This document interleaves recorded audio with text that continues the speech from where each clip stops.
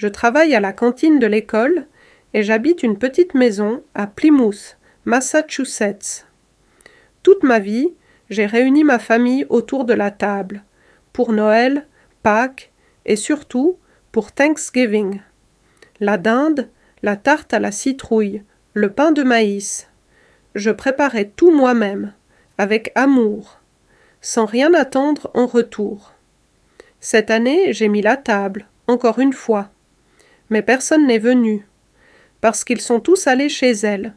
Mon fils, sa femme, ma petite-fille, ma nièce, même la voisine à qui je gardais toujours une part de tarte. Ils sont tous allés chez la nouvelle femme de mon ex-mari. Et ce n'était pas juste une visite. Ils en ont fait une fête. Pendant que moi, j'étais assise devant une table vide. Alors, j'ai pris mon téléphone. Parce que parfois, pour que les gens voient ce qu'ils ont fait, il faut leur tendre un miroir. Et après ça, je n'ai pas eu besoin de dire un seul mot. Mon nom est Diane Mercer. J'avais 62 ans et je travaillais comme cuisinière de cantine scolaire depuis près de 30 ans. Je vivais seule dans une modeste maison à 2 chambres à la périphérie de Plymouth, Massachusetts. Le genre de maison avec des volets délavés et un porche qui grince quand le vent se lève. Ce n'était pas luxueux, mais c'était chez moi.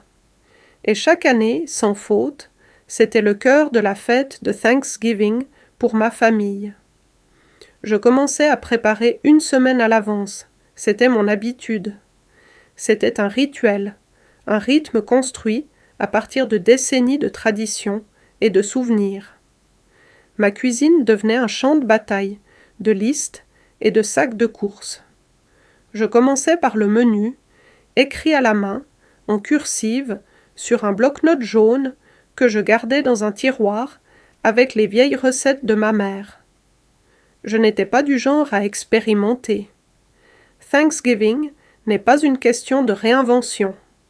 C'est une question de réconfort, d'odeur qui s'imprègne dans les murs et vous rappelle d'où vous venez. 2 dindes, l'une rôtie de manière traditionnelle avec de la sauge et du beurre, l'autre saumurée dans du cidre de pommes et des herbes.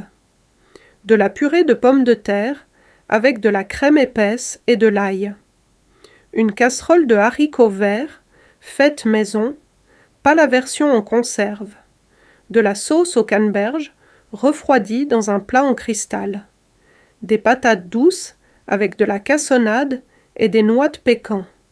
Et bien sûr, ma farce au pain de maïs, avec du céleri et des oignons, toastés juste assez pour craquer sous la fourchette. J'allais à la même ferme depuis 15 ans pour acheter des produits frais. La femme au comptoir se souvenait de moi. Nous échangions des plaisanteries, parlions du temps, et elle complimentait mon foulard. Ce genre de petite conversation est réconfortant quand on n'a pas grand-chose d'autre. De retour à la maison, je passais la journée à laver, éplucher, hacher, organiser. Je mettais des étiquettes sur des récipients en plastique. J'arrangeais les herbes en bouquets. Je préparais la pâte pour 2 tartes à la citrouille et une aux noix de pécan. Cette dernière demandée par mon fils, il y a des années, est désormais un incontournable, qu'il le demande ou non. J'ai repassé ma nappe. Elle était de couleur crème, avec de petites citrouilles brodées sur les bords, cousues à la main par ma sœur avant qu'elle ne décède. Je les posai doucement sur la table et je les lissai avec mes paumes. Puis vinrent les assiettes, en porcelaine blanche, avec un liseré doré, celle de ma mère. Je ne les sortais que 2 fois par an.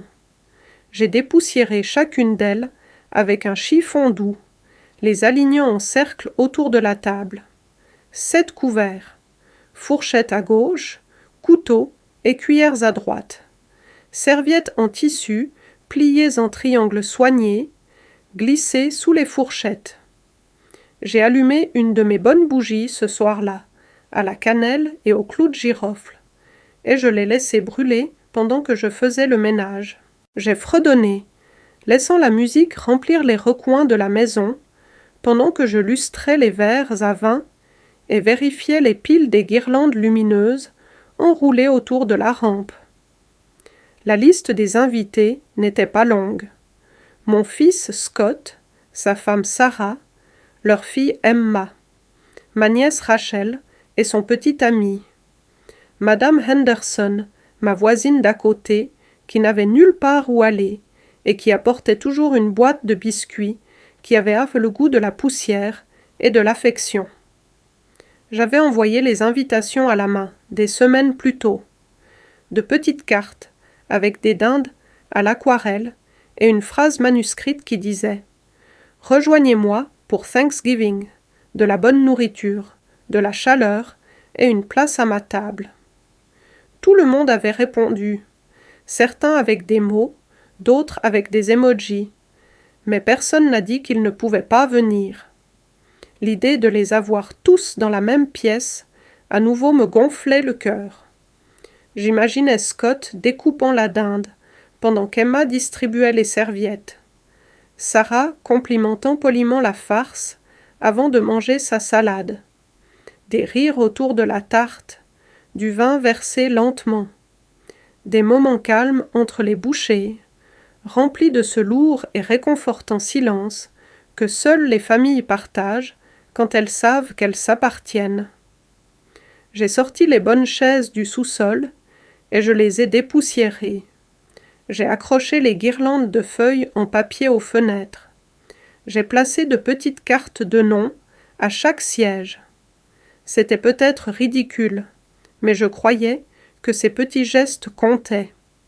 C'était ma façon de dire « Vous êtes attendus, vous êtes désirés, vous faites partie de ça. » Ce soir-là, je me suis tenue dans l'embrasure de la porte de la salle à manger et j'ai admiré la mise en place. Tout semblait parfait. Tout était en place.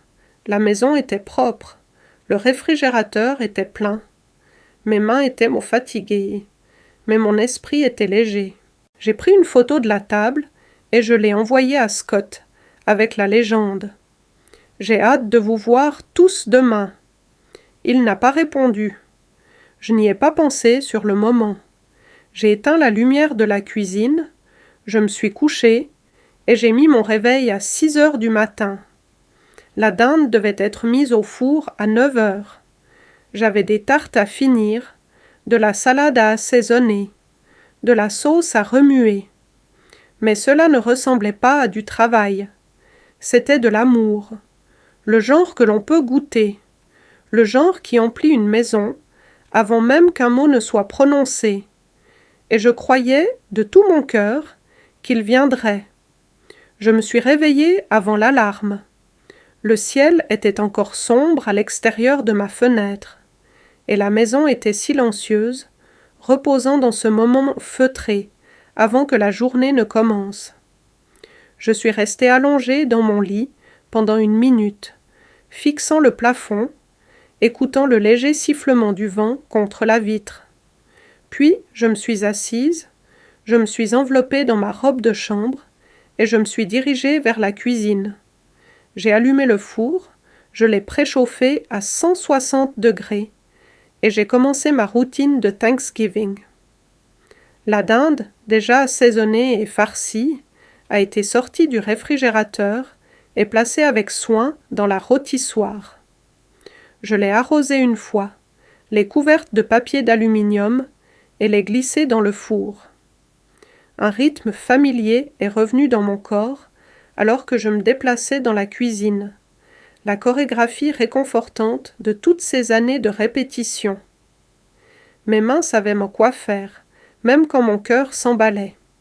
À 9 heures, les odeurs s'infiltraient déjà dans les murs. Romarin, thym, beurre, ail. J'ai mis de la musique, quelque chose de doux et d'instrumental. J'ai ouvert les rideaux pour laisser entrer la lumière du matin. Il faisait froid dehors, mais c'était clair. Une belle journée. J'ai préparé du café et je me suis assise à la table de la cuisine, feuilletant un vieux magazine. Je ne lisais pas. Je comptais le temps. À 11 heures, la maison était chaude, vivante avec les bruits de casseroles qui s'entrechoquaient, de minuteries qui sonnaient, de mes pas qui allaient du four à l'évier. J'ai regardé mon téléphone. Pas de nouveaux messages. J'ai envoyé un simple SMS à Scott. J'espère que vous êtes tous en route. Faites attention sur la route. J'ai ajouté un emoji de feuille. Ça semblait festif, léger. Pas de réponse. À midi, je me suis habillée. J'ai mis un pull bordeaux et un collier qu'Emma m'avait fait il y a des années, avec des perles en plastique et un cœur tordu au centre. Je me suis regardée dans le miroir. Mes cheveux étaient attachés, mes joues un peu rougies par la chaleur de la cuisine. J'ai souri et je me suis détournée, prête.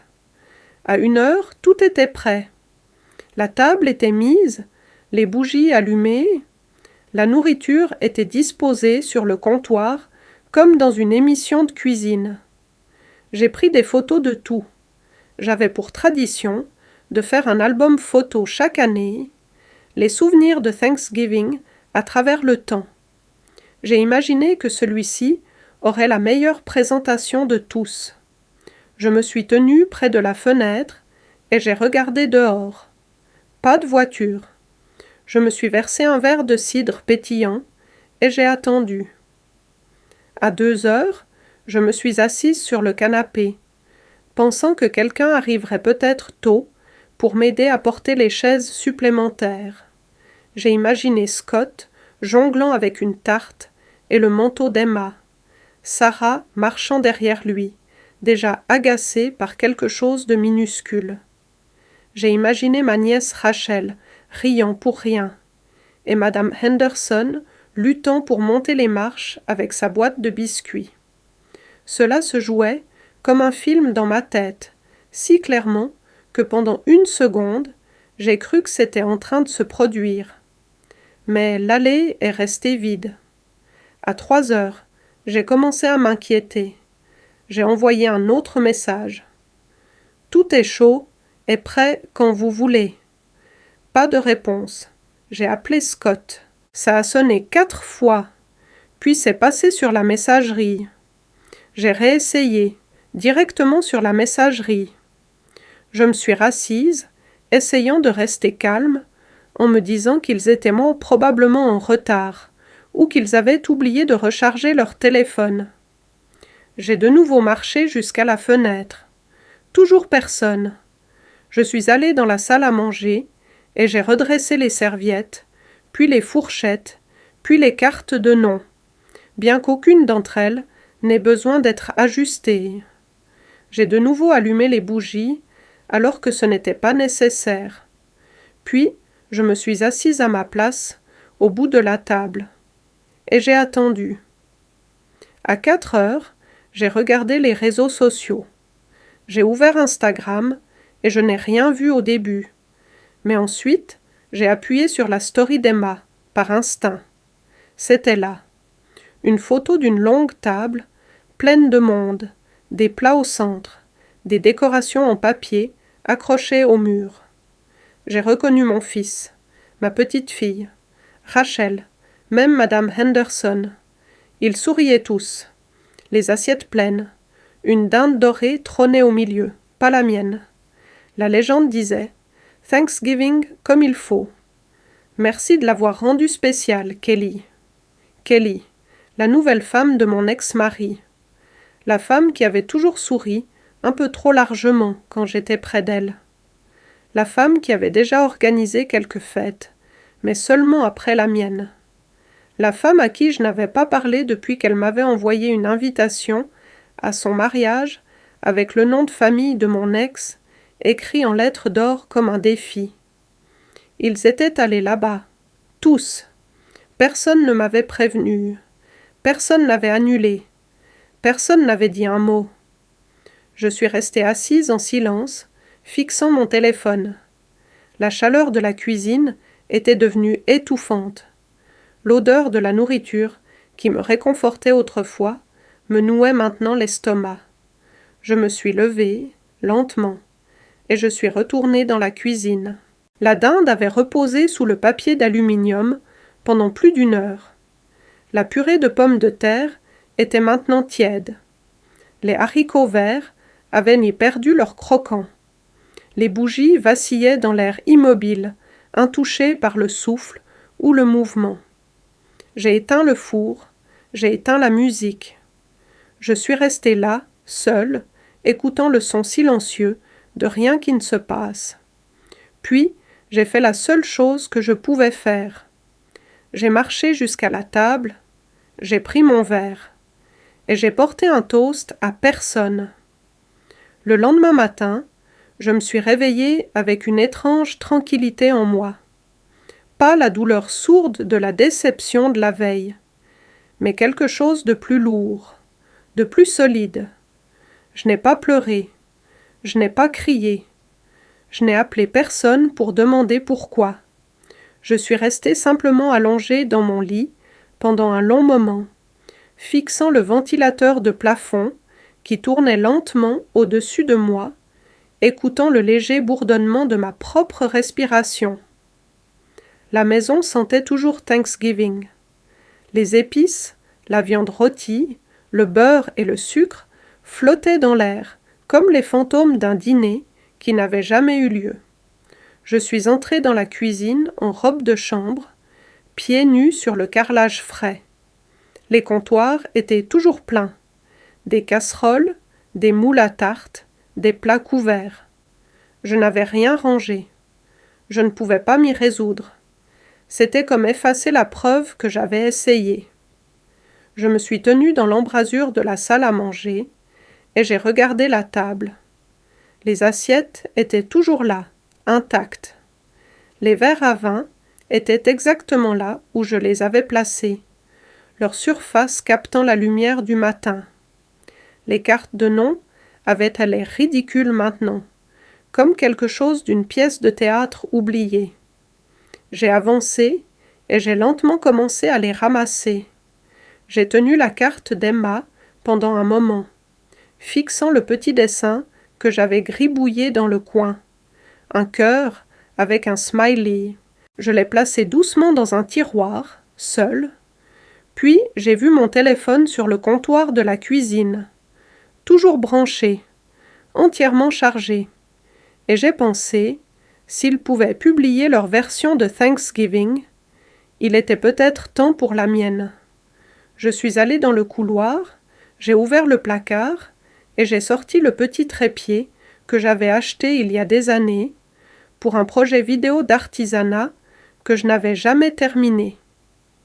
Je l'ai dépoussiéré, j'y ai attaché le téléphone et je l'ai positionné à l'autre bout de la salle à manger, cadrant la table entière.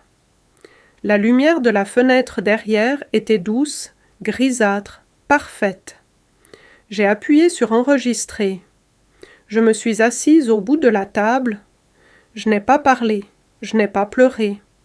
Je n'ai même pas regardé la caméra. J'ai simplement mimé ce que Thanksgiving aurait dû être. J'ai versé du vin dans chaque verre, avec soin, lentement, comme je le faisais toujours, généreusement, mais sans en renverser. J'ai pris la cuillère de service et j'ai commencé à mettre de la purée de pommes de terre dans les assiettes, une par une, en tournant dans le sens des aiguilles d'une montre. Puis les haricots verts, puis la farce, puis la dinde. Je ne me suis pas pressée. Je me suis déplacée comme si je servais de vraie personne. J'ai regardé chaque couvert en plaçant la nourriture. J'ai souri doucement à une chaise vide. J'ai acquiescé à une autre, comme si quelqu'un avait dit quelque chose de gentil. J'ai soulevé ma propre fourchette. J'ai pris une petite bouchée de dinde et j'ai mâché. J'ai de nouveau porté un toast. À personne. Mais cette fois, j'ai levé le verre avec intention. Je l'ai tenu en l'air un instant, avant de prendre une gorgée. Le silence était complet. Pas de musique, pas de voix. Juste le léger cliquetis du métal sur la porcelaine, le froissement des serviettes en tissu, le bourdonnement lointain du réfrigérateur. Je suis restée assise dans ce silence pendant 7 minutes. Puis je me suis levée, j'ai marché jusqu'à la caméra et j'ai arrêté l'enregistrement. Je ne savais pas encore ce que j'allais en faire. Au début, j'ai pensé que j'allais le sauvegarder, le ranger comme un souvenir que personne d'autre ne verrait. Mais quelque chose dans cette vidéo me semblait important. Pas théâtral, pas émotionnel, juste nécessaire. C'était une documentation, une preuve. Pas de la douleur, mais de l'effort. Pas d'une fête gâchée, mais de ma présence. J'ai regardé la vidéo une fois, et ça a brisé quelque chose en moi. Pas d'une manière qui fait éclater, mais d'une manière qui révèle.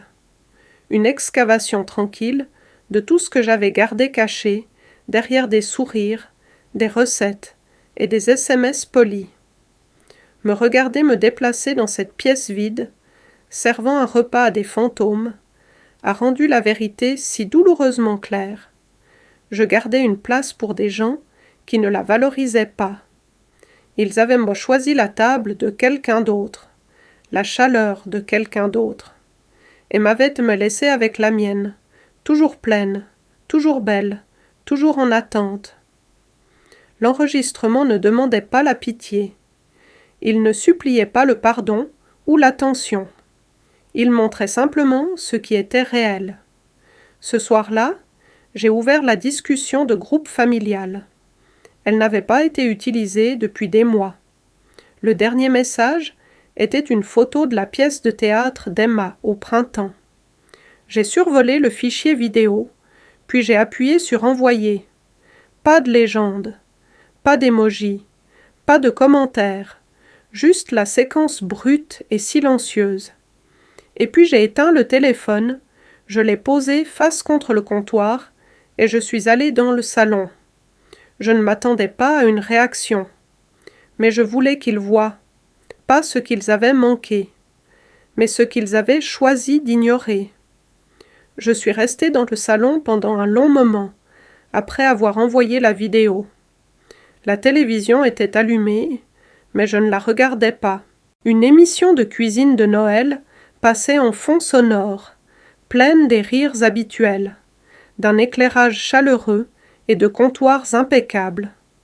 Le genre de monde où personne n'est oublié, où chaque assiette a une main qui se tend vers elle, où personne ne mange seul. Je fixais l'écran sans rien voir de tout cela, et je gardais mon téléphone face contre la table d'appoint. Il a vibré 1 fois, 2 fois. Je ne l'ai pas attrapé, je n'en avais pas besoin. J'avais déjà décidé que je ne ferais pas partie du spectacle qui suivait toujours la douleur dans notre famille. La bousculade pour s'expliquer, pour se justifier, pour lisser tout ça, comme si rien ne s'était passé. C'était le rôle que j'avais toujours joué. Celle qui arrangeait les choses, celle qui pardonnait, celle qui couvrait le manque d'attention de tout le monde. Pas cette fois. La maison était calme. La nourriture était toujours dans le réfrigérateur. La table était à moitié débarrassée maintenant. Les assiettes empilées, mais pas rangées. J'ai traversé l'après-midi comme si je flottais sous l'eau. Mes pas semblaient lents, mes pensées épaisses. Mais sous la lourdeur, il y avait autre chose. Pas de la colère, pas du chagrin. C'était quelque chose de plus froid, de plus aiguisé. La clarté. Ils avaient fait un choix. Peut-être pas tous ensemble. Peut-être pas avec de la malveillance. Mais un choix, néanmoins. Et les choix ont un poids. Chaque décision n'a pas besoin d'être cruelle pour être ressentie comme telle. Je suis allée dans la cuisine, j'ai ouvert le réfrigérateur et j'ai commencé à ranger la nourriture correctement. J'ai tout séparé dans des récipients, certains pour le congélateur, certains à donner, certains à jeter. Je travaillais en silence, mes mains étaient instables, mes mouvements délibérés. Je ne me sentais pas amère, je me sentais épuisée. Quand j'ai eu fini, je me suis préparé une assiette, je l'ai réchauffée, et je me suis assise à la table, seule. J'ai mangé tranquillement, regardant la lueur de la bougie vaciller contre la vitre. Dehors, le ciel était devenu pâle, les bords de l'horizon teintés du dernier rougissement du jour. Une autre fête est venue et repartie. J'ai fait la vaisselle. J'ai essuyé les comptoirs. J'ai balayé le sol. Tout est revenu à l'ordre, au calme. Puis j'ai retourné mon téléphone. 10 notifications. Une de ma nièce, 3 de Scott, une de Sarah, 2 d'Emma. Le reste, des réactions dans la discussion de groupe. Pouce en l'air, cœur, visage triste. J'ai ouvert le fil de discussion, faisant défiler lentement. Le premier était de Sarah. C'est censé être un voyage de culpabilité? Puis Rachel. Pourquoi n'as-tu rien dit avant? Tu n'as jamais mentionné qu'on n'était pas censé y aller. Puis Scott. Maman. Qu'est-ce que c'est que ça? Tu vas bien? Puis Emma. Mamie. J'ai fermé l'application. Ils n'étaient mais pas prêts à regarder. Pas vraiment. Ils se concentraient toujours sur eux-mêmes, sur ce que ça leur faisait ressentir, pas sur ce que ça signifiait, pas sur ce que ça révélait. Je me suis tenue près de la fenêtre et j'ai regardé les lampadaires s'allumer. Un par un. Une illumination silencieuse de tout ce que je savais déjà. Je suis retournée dans la salle à manger et j'ai enlevé les dernières décorations. J'ai plié la nappe. J'ai lavé les verres à vin à la main. Je ne me suis pas pressée. Je n'essayais pas d'effacer le jour. Je préparais l'espace pour quelque chose de nouveau, quelque chose d'honnête, quelque chose qui ne dépendait pas de qui se présenterait.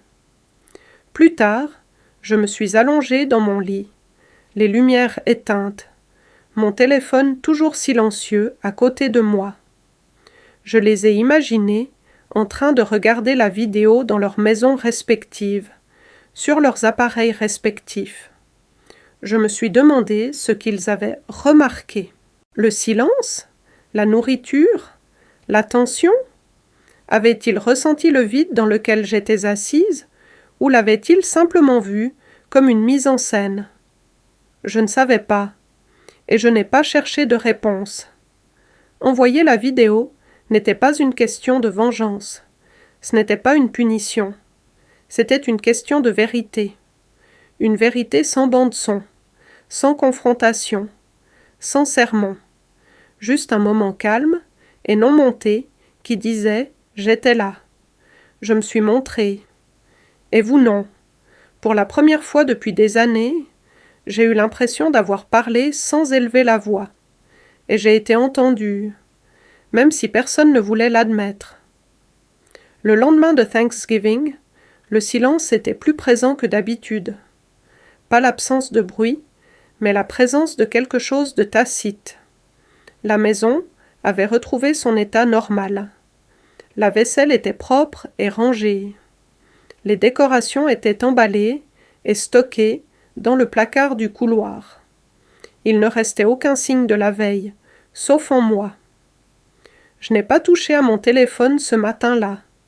J'ai préparé du thé et je me suis assise près de la fenêtre, enveloppée dans une vieille couverture, regardant le vent arracher les dernières feuilles des arbres. Les branches se balançaient comme si elles se libéraient de quelque chose qu'elles avaient tenu trop longtemps. Je connaissais bien ce sentiment. Quand j'ai finalement rallumé mon téléphone, il y avait plus de messages. Certains de Scott, quelques-uns de Sarah, un de plus d'Emma, court et incertain. Quelques proches avaient réagi à la vidéo avec des émojis qui essayaient trop fort d'adoucir ce qui s'était passé. Personne ne s'est excusé. Pas vraiment. La plupart disaient des choses comme « on ne voulait pas te blesser » ou « tu aurais dû dire quelque chose » ou « on pensait que ça irait ». Pensait. Ce mot est resté collé à moi comme de la poussière. Ce qu'aucun d'eux n'a dit, c'est « nous avons choisi quelqu'un d'autre. Nous t'avons laissé seul. Nous t'avons rendu invisible. » Au lieu de ça, ils tournaient autour du pot. Ils esquivaient la vérité avec des platitudes et des excuses. Ils ne reconnaissaient pas la réalité, que j'avais été remplacée, pas à cause de quelque chose que j'avais fait, mais parce qu'ils avaient cessé de me considérer comme essentiel, cessé de voir en moi quelqu'un dont l'effort, la présence ou l'amour avaient besoin d'être pris en compte. Je n'étais pas en colère, j'étais engourdie, je n'ai pas répondu, non pas par mesquinerie, mais parce qu'il n'y avait plus rien à dire.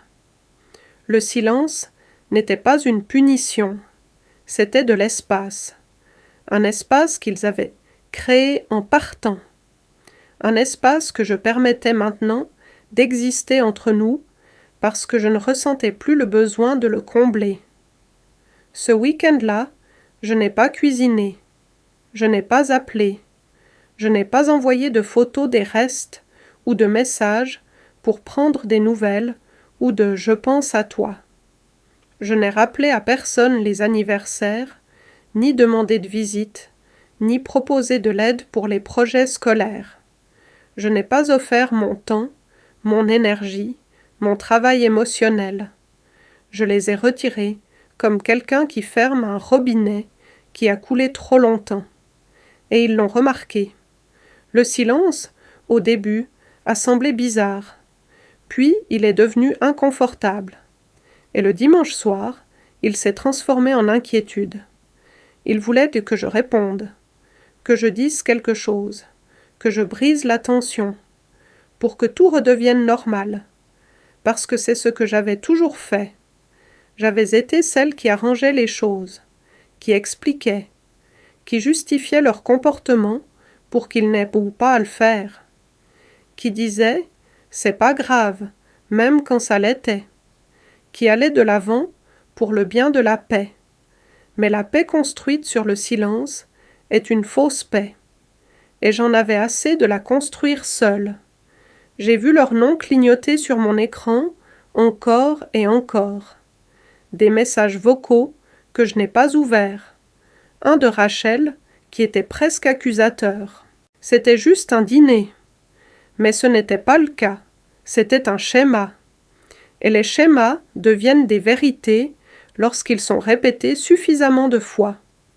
J'avais passé des années à coudre ensemble un sentiment de famille, fil par fil, avec des repas, des traditions et des gestes attentionnés. J'avais mis tout mon cœur à rendre les fêtes entières. Et quand ils ont tous choisi une autre table, ils n'ont pas seulement manqué un dîner. Ils ont déchiré la couture. Maintenant, ils voulaient que je fasse semblant que le tissu n'était pas déchiré. J'ai fait de longues promenades dans le quartier. Je suis passée devant d'autres maisons, avec des décorations, encore accrochées à leurs porches. Je me suis demandé combien d'autres femmes comme moi se trouvaient derrière ces portes, endurant silencieusement le poids d'être oubliées. J'ai marché jusqu'à ce que le froid me pince la peau et que le vent s'engouffre dans mon manteau. Et quand je suis rentrée, je n'ai pas attrapé mon téléphone. J'ai attrapé un carnet. J'ai écrit sur le silence. Pas comme un ennemi, mais comme un compagnon. J'ai écrit sur la façon dont il clarifie les choses, comment il enlève le bruit de l'obligation et de la culpabilité. J'ai écrit sur la quantité de moi-même que j'avais donnée au nom de l'inclusion, sur la fréquence à laquelle j'avais accepté moins que de la gentillesse et appelé ça de l'amour. Et dans ce silence, j'ai trouvé quelque chose à quoi je ne m'attendais pas. J'ai trouvé la paix. Pas le genre fragile qui a besoin d'être négocié, mais le genre qui vit dans la vérité, en sachant qui je suis, même quand les autres l'oublient, en sachant ce que j'ai donné, même quand ils ont choisi de ne pas venir. Le silence ne me faisait plus peur, parce que j'ai finalement réalisé, je n'attendais pas d'être entendue. J'étais en train de m'écouter. Je n'ai jamais voulu que la vidéo se propage au-delà de la famille. Quand je l'ai envoyée dans la discussion de groupe, C'était un geste privé, un moment entre nous, un miroir silencieux qu'ils pouvaient voir pour réaliser ce qu'ils avaient fait, ce qu'ils avaient choisi. Mais le silence a une étrange façon de créer du bruit au mauvais endroit. Et peu de temps après, l'enregistrement qui avait commencé dans ma salle à manger a atterri dans des mains, auxquelles je ne m'attendais pas. Cela a commencé par un message d'une femme que je connaissais à peine, une mère de l'école où je travaillais. Elle a dit qu'elle avait vu ma vidéo et que ça l'avait touchée, que ça lui rappelait sa propre mère, du dîner qu'elle avait manqué l'année dernière et qu'elle n'avait jamais rattrapé. J'ai fixé le message pendant un long moment, me demandant comment elle l'avait obtenu. Puis j'ai compris. Sarah, peut-être par culpabilité mal placée, ou pour tenter d'obtenir de la sympathie, avait transféré la vidéo à une amie. Cette amie l'avait postée sur Facebook, avec une longue légende sur la famille et les gens que l'on tient pour acquis. De là, elle s'est propagée. Je n'étais pas taguée, je n'étais pas nommée. Mais la table, la pièce, mes mains versant du vin dans des verres vides, tout était là. Et bientôt, les commentaires sont arrivés. Des milliers. Les gens me qualifiaient de courageuse, d'autres de brisée. Certains la trouvaient manipulatrice. Certains y voyaient de l'art. D'autres y voyaient de la douleur. Mais le plus surprenant, c'était le nombre de personnes qui se voyaient elles-mêmes. Ils écrivaient des choses comme « C'était ma grand-mère l'année dernière » et « Je n'ai jamais su à quel point ça avait dû faire mal ». Des messages affluaient d'inconnus, la plupart bienveillants, certains intrusifs, et quelques-uns qui essayaient d'en faire un spectacle. Je n'ai répondu à aucun d'eux. J'ai juste regardé. Puis les appels ont recommencé. Mais cette fois, ce n'étaient pas seulement des messages de ma famille. C'étaient des appels de journalistes, de producteurs, d'influenceurs, me demandant si je serais prête à parler, à partager mon histoire dans un podcast, à donner une interview. J'ai tout refusé. Ce n'était pas un spectacle, c'était ma vie. Mais tout le monde ne voyait pas les choses de la même façon. Scott est apparu sur le pas de ma porte 3 jours plus tard. Il n'a pas envoyé de message d'abord. Il est simplement arrivé, a frappé doucement, comme s'il essayait de ne pas réveiller quelque chose. J'ai ouvert la porte et je l'ai trouvé là, les épaules voûtées, les yeux fuyants. Il ressemblait moins à mon fils qu'à un homme qui avait été pris dans une histoire qu'il ne comprenait pas. Il m'a demandé de rentrer. Je me suis écartée.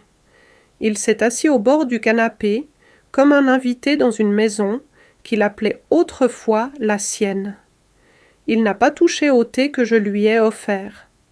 Il n'a pas croisé mon regard quand il a dit « Tu nous as fait passer pour des monstres ». Je n'ai rien dit. Il a expliqué. À propos de la publication. À propos de comment c'était devenu viral. À propos de comment les gens envoyaient des messages au mail de travail de Sarah. À propos de comment les camarades de classe d'Emma l'avaient vu et posaient des questions. Il me regardait comme si je tenais une allumette au-dessus de tout ce qu'il avait construit. Mais je n'avais rien allumé. C'est eux qui l'avaient fait. Il m'a demandé pourquoi j'avais fait ça. Pourquoi je ne leur avais pas dit comment je me sentais. J'ai eu envie de rire. Comme si je n'avais pas passé des années à faire exactement cela, de 1000 manières non exprimées, dans les repas, dans les appels téléphoniques, dans les invitations, dans l'attention que je leur avais accordée comme une seconde peau. Ils ne demandaient que maintenant parce que les dégâts étaient bons publics, parce que la rupture n'était plus silencieuse. Quand il est parti, il ne m'a pas serré dans ses bras. Il a dit « J'aurais juste aimé que tu gères ça différemment. » Et j'ai pensé « Moi aussi. J'aurais aimé ne pas avoir eu besoin de faire cette vidéo.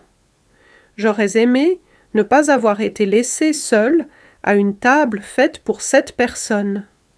J'aurais aimé que les gens que j'aimais me voient avant que des inconnus ne le fassent.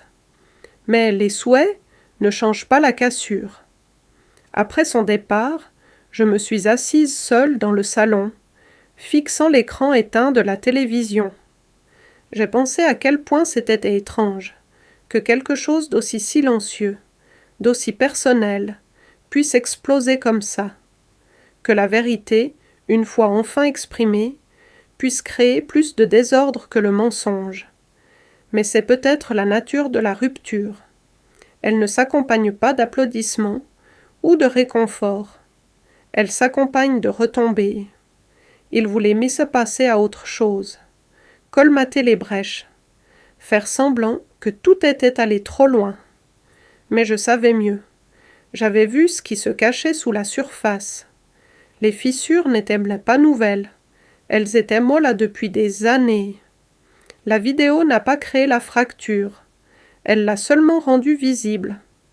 Cette nuit-là, j'ai retiré la vidéo. Non pas parce que je le regrettais, non pas parce qu'il me l'avait demandé, mais parce que je n'en avais plus besoin. Le mal avait été fait, et la vérité aussi. Je n'avais plus besoin de la montrer. Il ne pourrait plus jamais ne pas la voir. C'est le dimanche suivant que Scott est revenu. Il n'a pas appelé cette fois non plus. J'ai entendu le bruit familier de son camion s'arrêter dans l'allée, et le moteur s'arrêter juste avant le crépuscule. J'étais à l'évier de la cuisine, en train de rincer une casserole, regardant les arbres se balancer à travers la fenêtre. Le ciel était de ce genre de gris qui annonce la neige, bien qu'il soit encore trop tôt pour cela. Je ne suis pas allée à la porte tout de suite. J'ai attendu. J'ai séché mes mains lentement. J'ai plié la serviette soigneusement, et j'ai jeté un dernier coup d'œil autour de la cuisine avant de me diriger vers l'avant de la maison. Il a frappé une fois, doucement. Quand j'ai ouvert la porte, il était là avec un plat couvert de papier d'aluminium dans ses mains. Il avait l'air fatigué, plus vieux d'une certaine façon. Pas physiquement, mais à la manière de quelqu'un qui porte le poids de ses propres choix. Il n'a rien dit au début. Il a juste tenu le plat devant lui, comme une offrande. C'était une tarte, à la citrouille, d'après l'odeur. La croûte était inégale, les bords repliés à la hâte, par quelqu'un qui ne savait pas ce qu'il faisait. Je l'ai prise sans un mot, je me suis retournée, et je suis rentrée dans la maison, laissant la porte ouverte derrière moi. Il m'a suivie. Nous sommes restés dans la cuisine pendant un moment en silence. J'ai posé la tarte sur le comptoir et je l'ai regardée. Puis je l'ai regardé. Il s'est raclé la gorge, a baissé les yeux, puis a sorti quelque chose de la poche de son manteau. Une note pliée. Il l'a posée à côté de la tarte. « Je l'ai écrite, a-t-il dit. J'ai pensé, peut-être que tu préférerais la lire plutôt que de l'entendre. Je ne l'ai pas prise. Au lieu de cela, j'ai ouvert le placard et j'ai pris une des assiettes que j'avais utilisées pour Thanksgiving. J'ai coupé un petit morceau de la tarte et je l'ai mis sur la porcelaine. Puis je l'ai doucement poussé vers lui sur le comptoir. Pas de mots, pas d'invitation, juste un geste. Il a compris. Il s'est assis au coin du petit déjeuner et a commencé à manger lentement, maladroitement. Je pouvais voir l'effort dans ses mains, la façon dont il tenait la fourchette trop serrée, comme s'il essayait de ne pas la laisser tomber. Il mâchait avec soin, comme s'il goûtait la culpabilité, pas la cannelle. Je me tenais en face de lui, les bras croisés, appuyé contre l'évier. Quand il a fini, il a levé les yeux vers moi. Ses yeux étaient vitreux, mais il n'a pas pleuré. Pas comme quand il était enfant. Pas comme il le faisait quand il s'écorchait le genou ou perdait une partie. Ses larmes, si elles venaient, viendraient de plus profond. de quelque chose de beaucoup moins réparable. Il s'est levé, s'est essuyé les mains sur une serviette et s'est dirigé vers la porte. « Je ne te demanderai pas pardon, a-t-il dit. Mais je voulais que tu saches que je le vois maintenant. » Je n'ai pas répondu. Il est parti. J'ai attendu d'entendre le camion quitter l'allée avant de prendre la note. Elle était courte, à peine un paragraphe. Des excuses cousues ensemble avec des mots doux, des aveux prudents, un regret subtil. Il n'a pas essayé d'expliquer, ce que j'ai apprécié. Il n'y avait pas d'excuses, juste une reconnaissance. En bas, il avait écrit « J'espère qu'un jour, tu voudras partager un repas à nouveau. Si ce n'est pas pour une fête, peut-être un mardi. » Cette phrase m'est restée. Cette nuit-là, je me suis préparé un petit dîner. Rien de spécial. Des restes de légumes rôtis, un morceau de poulet, un verre de vin. Je l'ai mangé à la table près de la fenêtre. Pas de bougies, pas de musique, juste le son du vent qui tournait autour de la maison et le léger craquement des planchers qui s'installaient sous mes pieds. J'ai pensé à tous les dîners que j'avais organisés au fil des ans. Les rires, le cliquetis des fourchettes et des couteaux, la façon dont la maison se sentait quand elle était pleine. J'ai pensé aux chaises vides, à la nourriture intacte, à la façon dont j'avais souri dans le silence pour que tout semble entier. Et j'ai réalisé quelque chose. Ce dîner avec Scott, maladroit, bref, silencieux, était le repas le plus honnête que nous ayons jamais partagé. Il n'y avait pas de set de table, pas de spectacle, pas de faux semblants, juste une part de tarte mal faite et le début fragile de quelque chose de nouveau. Pas de pardon, pas de retrouvailles, juste la vérité, servie à l'état brut. Et chaleureuse, j'ai passé les semaines suivantes à m'occuper de ma maison comme si c'était une chose vivante, comme si elle aussi avait survécu à quelque chose et avait besoin d'être traitée avec douceur. J'ai dépoussiéré des endroits que je n'avais pas touchés depuis des mois. J'ai lavé les rideaux, réorganisé les étagères à livres et rempoté la vieille fougère qui s'accrochait à la vie dans le coin du salon. J'ai changé les draps, lustré les fenêtres et frotté les joints des carreaux de la salle de bain jusqu'à ce que mes doigts me fassent mal. Il ne s'agissait pas de nettoyer, il s'agissait de reprendre possession. Je voulais que ma maison respire à nouveau, pas avec l'air lourd de l'attente et de la déception, mais avec le genre de calme qui vient quand vous n'attendez plus que quelqu'un sonne à la porte ou demande ce qu'il y a pour le dîner. Ça avait toujours été ma maison, mais j'avais passé trop d'années à la préparer pour les autres, à la préparer comme une scène, à m'assurer que tout paraisse parfait, en espérant qu'il remarquerait l'effort, en espérant qu'il ressentirait quelque chose en franchissant le seuil, de l'appréciation, de la gratitude, de l'amour. Mais maintenant, c'était moi qui marchais au travers du seuil. C'était moi qui remarquais. J'ai commencé à allumer des bougies pour moi-même. Non pas parce que quelqu'un venait, juste parce que j'aimais la façon dont la flamme vacillait en fin d'après-midi. J'ai mis de la musique en cuisinant, pas pour créer une ambiance pour un invité, mais parce que les mélodies douces rendaient la pièce pleine d'une manière différente. J'ai recommencé à manger à la table, pas recroquevillé sur le canapé ou debout près de l'évier. J'ai mis une seule assiette, plié une serviette, versé un verre d'eau avec du citron. Certains jours, je lisais pendant le dîner. D'autres jours, je regardais simplement par la fenêtre. Les oiseaux étaient revenus au mangeoir que j'avais négligé tout l'automne. Je les regardais aller et venir. Des moineaux, des cardinaux, un jet bleu audacieux de temps en temps, de minuscules vies qui s'agitaient contre le froid, cherchant chaleur et nourriture.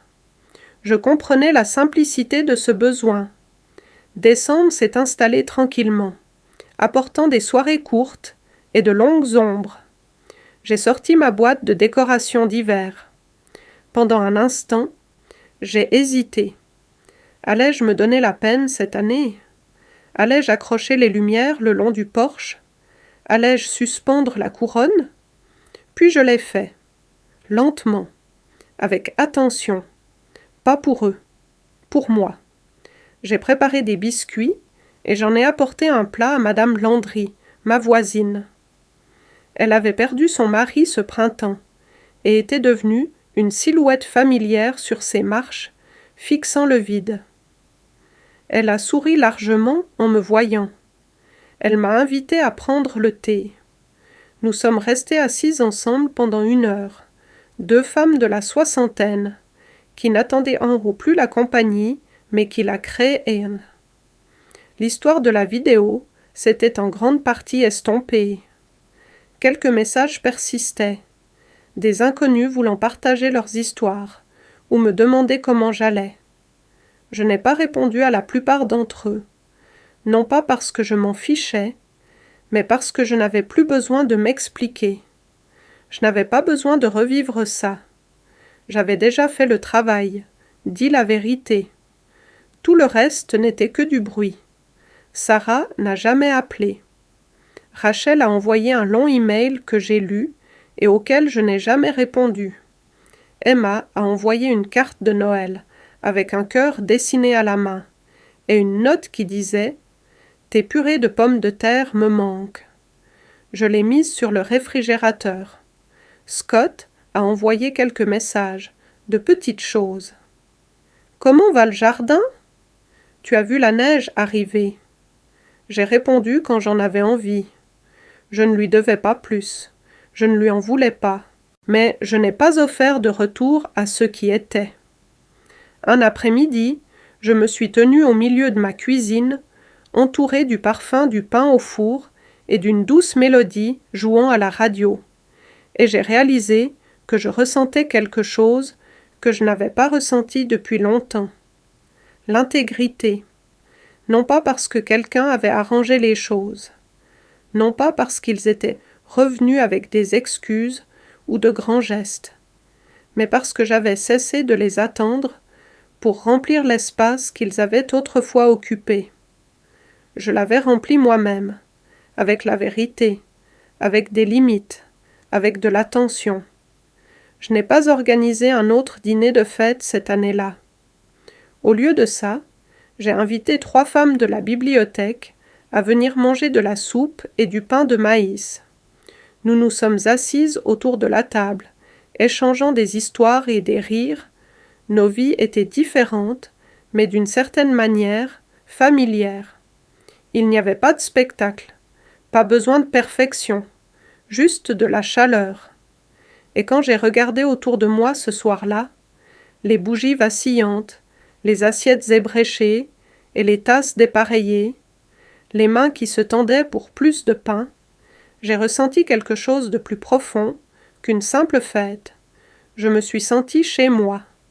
Pas un endroit construit pour les autres, pas un espace étiré par l'espoir, mais quelque chose de solide, d'enraciné, de réel. Ma maison, mes règles, mon rythme. Et j'ai su, sans qu'on ait besoin de me le dire, que j'étais enfin arrivée.